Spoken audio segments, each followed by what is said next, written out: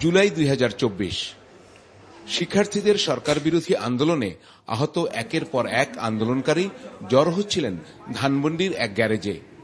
দুই নারী চিকিৎসক সেখানে অস্থায়ী ক্লিনিক গড়ে তাদের চিকিৎসা দিয়েছেন। বিশেষ করে ধানমন্ডি 27 নম্বর এলাকা 18 এবং 19 জুলাই ছিল রীতিমতো রণক্ষেত্র। তখন কোনো হাসপাতালেও চিকিৎসা নেয়ার সুযোগ ছিল না।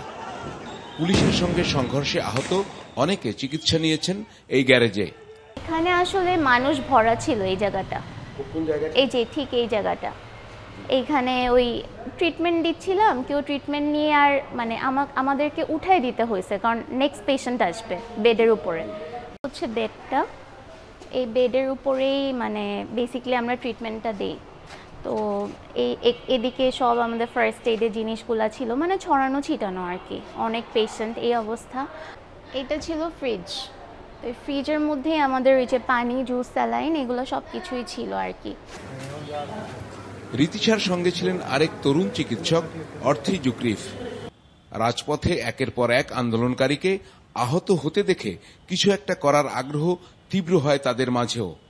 কোনো বাধাই তখন বাধা মনে হয়নি।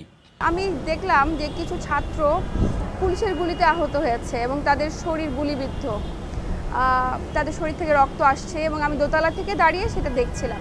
তো দেখার পর আমার যেটা ফিল হলো যে ওরা অনেক বেশি আতঙ্কিত অবস্থায় রয়েছে, ভীতগ্রস্ত অবস্থায়, কিন্তু কোথাও যেতে সাহস করছে না। আমাদের যে পেশাগত দায়িত্ববোধ, আমরা যে ওথ নিয়েছিলাম to concern my life the service of humanity, তো আমরা দুজন মিলে সিদ্ধান্ত নিয়েছি যে যতগুলো স্টুডেন্ট আহত অবস্থায় রয়েছে তাদেরকে অন্তত আমরা প্রাইমারি যতটুকু সেবা দিতে পারি ততটুকু সেবা দিই।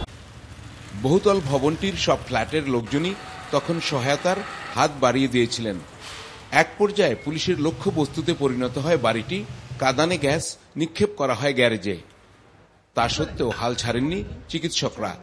তখন তারা আহতদেরকে বিভিন্ন বাসায়ও আশ্রয় দেন। একটা হুমকির মুখে তো আমরা পড়েছি, তাও থামি নাই। এবং খুবই মানে 18-19 তারিখ খুবই বেশি ছিল, কারণ আমাদের হেলিকপ্টার মানে হেলিকপ্টার চলছিল রাতের বেলা মাথার উপর দিয়ে, এগুলো সব কিছু মিলায় মানে একটা কেমন সিচুয়েশন ছিল, মানে ওই টাইমে আমি নামছি। জুলাইয়ের সেই আন্দোলন শেষ হয়েছে 1 বছর আগে। তবে ভবনটির অস্থায়ী ক্লিনিকের বেড, ফ্রিজ এখনো আগের মতোই রয়ে গেছে। জুলাইয়ের স্মৃতি এভাবে ধরে রাখতে চান তারা।